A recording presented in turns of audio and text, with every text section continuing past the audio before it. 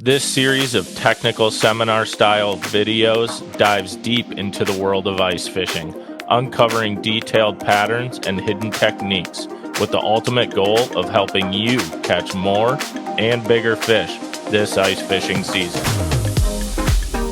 Welcome to Expose the Ice, presented by Clam Outdoors and Onyx Fish.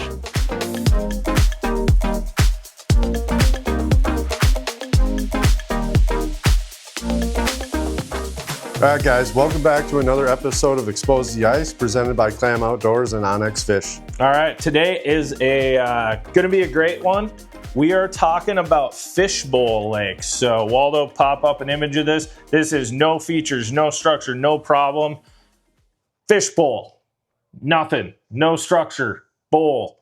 That's what we're talking about. How do you find big crappies here? So typically when we start these videos, we don't talk about baits and techniques right away. But like you would say, Griff, the biggest thing with these lakes is fish with your confidence, the first thing you get out there. So you really want to keep things simple. When we head out on these bodies of water, we like to pack light, right, Griff? Yep. Yeah, and so what we did is this year we came out with this new Recon bag that's going to help you pack light. This fits in your bib pocket. You can put your plastics, pinheads, jigs in here. Usually what we'll start with, like our confidence baits, are pinheads and drop kicks. So we're going to start with those. Also this guy over here.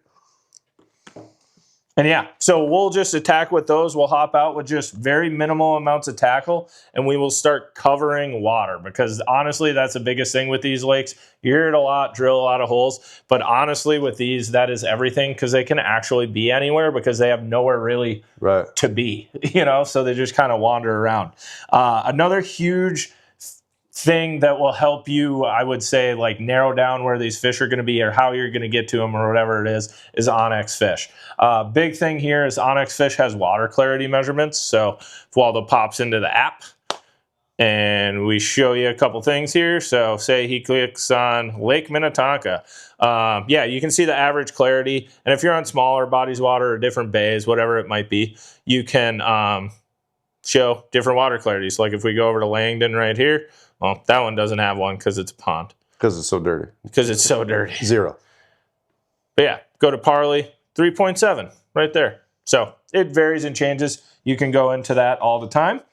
But yeah, then there's also other features for lakes that really fit kind of this mold, right, Griff? Right. Well, and some with that water clarity thing is you're going to kind of know, like when you get to that little bowl lake, if it's dirty, you're probably not going to find weeds. So if it's clear, if you got an 8.5 foot Secchi disc reading, you're probably going to find some weeds, which would make me probably get closer to the weeds and try to find some little turn in the weeds, because the smallest little turn in the weeds might hold half the fish in the lake just because they don't have a lot of structure. And that little inside turn, we talk about inside turns. Well, they're not always structure based. Sometimes they can be the weeds just happen to make a turn, and it creates an inside turn. Those fish will focus on that. They'll push in there.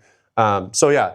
Make sure you check the water clarity to know if it's going to have weeds or it's not going to have weeds. So if it's not, you don't really need to focus on that.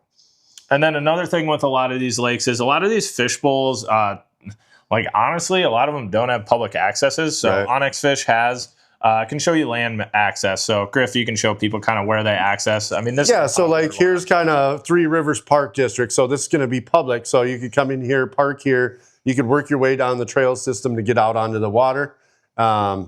But yeah, like Bart said, a lot of these don't have public access. Onyx Fish will show you where there is public land or like an easement to get onto the water.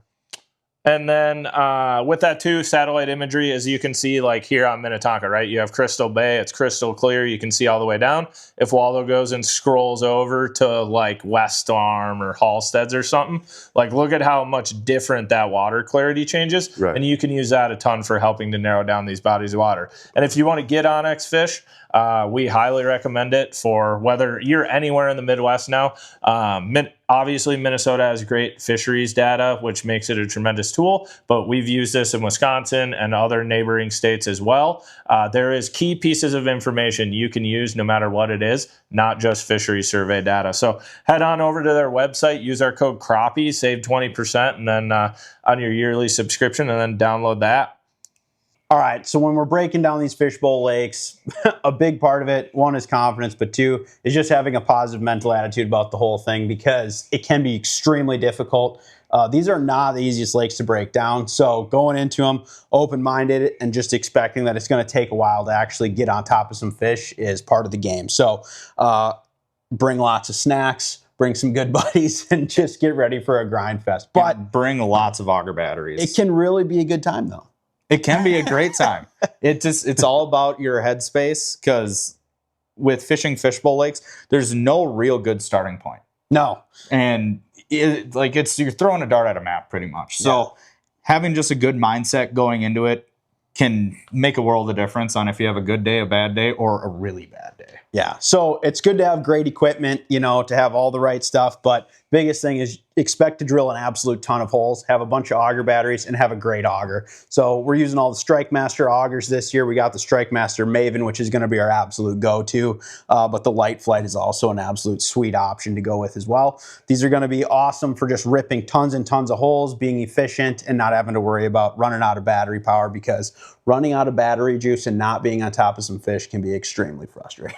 Yeah, exactly. And one of the things with fishbowl lakes is when they first freeze up, if there was any big winds, the week or two prior to them freezing up, what that can usually do is push fish onto one side of the lake. I mean, it's a bowl, so there's no real good structure that you can visibly pick out that those fish are going to be holding to. So wind-related fish, wind-driven current, wind pushing fish to a specific side of the lake, that's usually an area that we're going to try to start on. It depends, though. It's one of those things where it's something to keep in the back of your mind. Yeah. In this type of lake, everything is something. So yeah, exactly. That is actually a good way of putting it. Everything is something with fishbowl lakes. So you always make sure you key in on the little things. Yeah. And like Walla just said right there, I mean, essentially you're just picking a spot to start. Pick your favorite depth range, maybe spread out if you have a couple of guys, 2 groups, break it down. But it's extremely tough to decide where to get rolling on one of these things. We lean on Onyx Fish a lot. If there's any information on there about like area insights or something like that, that could be a helpful place to start. You can look at the lake map and maybe find some sort of depth contour, something that looks attractive, but at the end of the day, you're just going to get out there and just start going to work on it. Yeah, exactly. And sometimes the best thing you can do is literally throw a dart at the lake map and start there. There's some things like shoreline related objects that we like to look for. One of it being is a heavily wooded chunk of the shoreline. It's an area of difference, even though it's not in the water, it's above the water. So that could mean a bottom composition change, but it could also mean that there is blowdown from that shoreline that has gone into the water. So those could be hard targets that we like to start with, whether it's brush piles or actual trees. Little things like that can make a big difference on being able to see that. So we'll utilize the Onyx Fish app and the One Boat Network app. They both have satellite imagery overlays to look for those little areas of shoreline difference that aren't necessarily in the water, but could be. Yeah, and other things to look for in these type of lakes, and generally these ones aren't super deep, but they could have little inflows, somewhere where a small creek comes in or a drainage ditch or something like that, where any type of inflow could have something attractive to those fish or to bait. So, even if maybe it's not something that holds a ton of crappies, if the bait is there, the fish are going to be there as well. Yeah. Another thing we like to look for is with the Onyx Fish app, and you turn topography on, not only does it give you a general idea of what the topography of the actual water is, but it gives you the topography of the land. So if there is not a highly detailed lake map on the lake, like on One Boat Network, or it is truly just a bowl where there is no changes, no structure at all, sometimes that above the shoreline contour change, so like if it's a super steep break going into a shore, that could mean that there is harder bottom right in that relative area, right when you get inside the water. That could be something to key on as well. Yeah, and like you said, the lake maps tend to suck for these. A lot of them are smaller lakes. When they initially mapped them, you're probably going to have like 3 contour lines that are 10 feet contours. So This one would be actually an awesome map of a fishbowl lake because it actually does have 1 foot contours, but a lot of times you're not going to get this kind of detail on a lake like this. So when you approach these, like we talked about before, doing it as a group is super helpful. So we like kind of the tag team method where we can either split up into groups or have multiple people out looking around. And I wouldn't say there's necessarily a right way to do this, but whether you're gridding out an area or zigzagging around or just picking a depth contour and sticking with that and just hopping around till you locate some fish can be great ways to do it. But yeah, being in a group is huge though. Yeah. Because like you can have 2 guys shallower, 2 guys deeper, and you just do a pass around the entire lake and then you just shift depth ranges again. There's a lot of different tactics that you can do when you're in a group of people to break everything down. So utilize that. Go out with buddies. It makes not only the day more enjoyable if you're looking for fish, but it also allows you to cover more water quicker. Yeah, and really never stop moving till you're on fish is really the key to the whole thing, because you're going to find them eventually, and it could be the first hole of the day, but it could also be the last hole of the day. We've had it many of times for both. Yeah. So an awesome clip to go to that. We have an episode. This is season 3, episode 12. This was a Maine episode, actually. The title's Epic Maine Sunset Feeding Frenzy. But this was a really cool one. Again, it took us a very long time to find these fish. But once we located them, it was an absolute beatdown. Yeah. So tag team method, fish with buddies, cover water, helps find fish a lot faster. Luke, would you grab that drone before it... What the f just happened?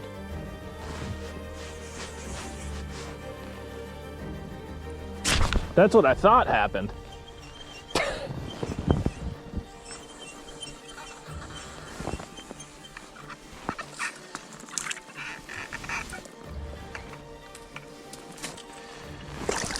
There's a brick. Look at that. Mean. I was really confused there because I was dropping my jig down and I was asking Luke about the drone, and he ate it on the fall. Literally ate it on the fall, and I plucked it out of his mouth because I brought it back up, and then yeah, I was super confused there. I couldn't figure out where my jig was. Plucked it out of his mouth and he ate it again, and I got like 4 more of them down there. Oh my god.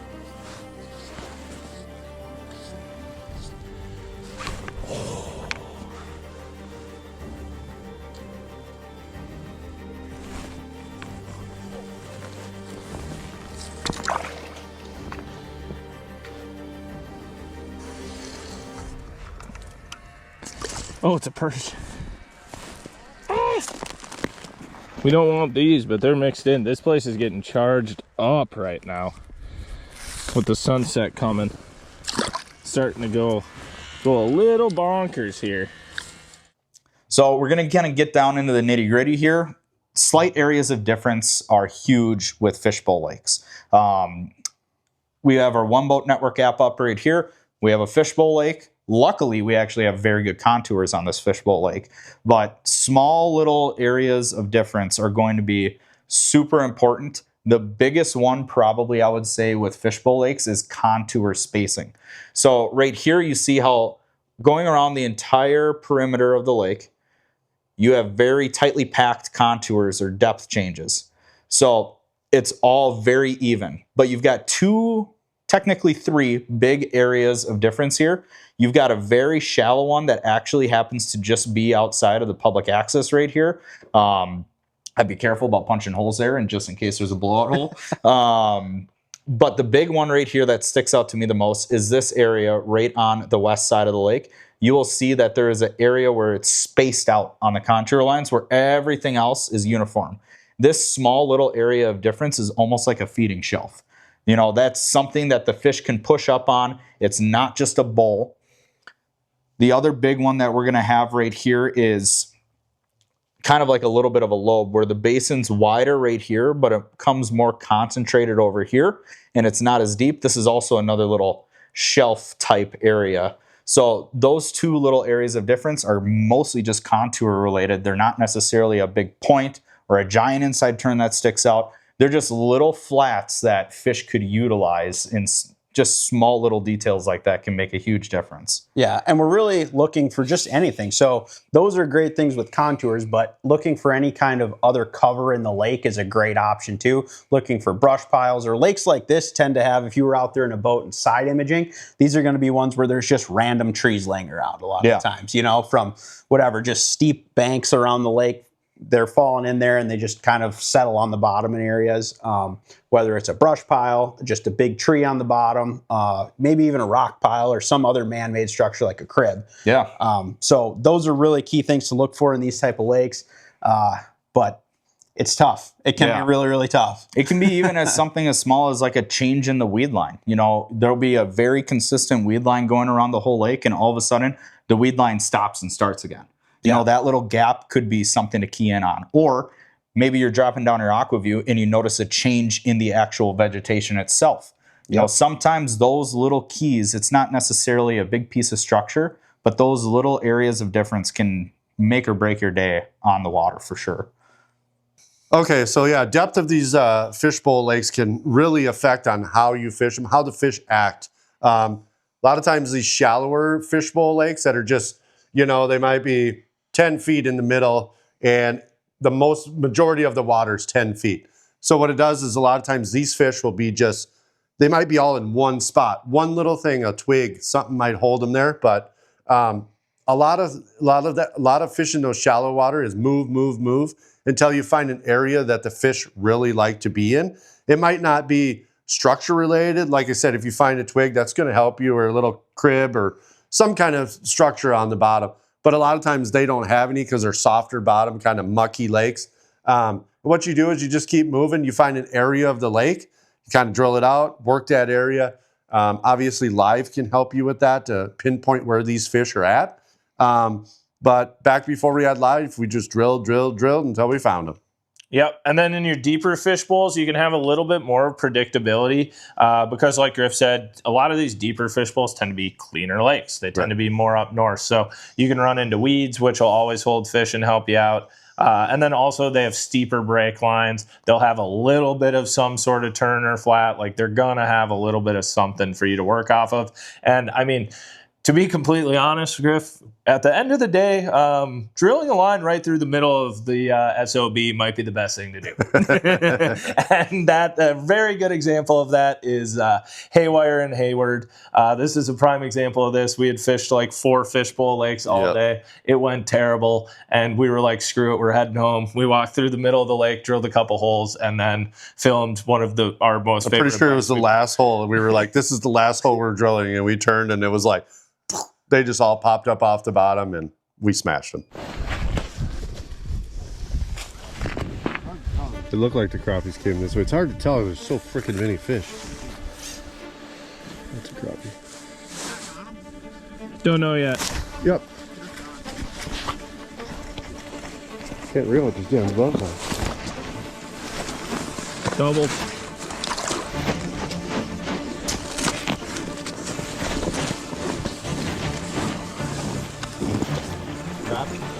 Yep. That's a nice crappie. Yes, nice one. All right, get him, freaking get him. All right.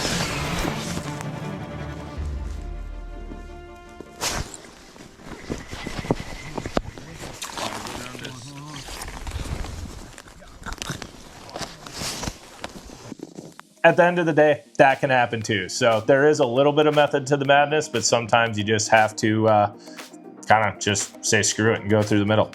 Thank you so much for watching another episode of Expose the Ice. All right, we'll see you guys next time.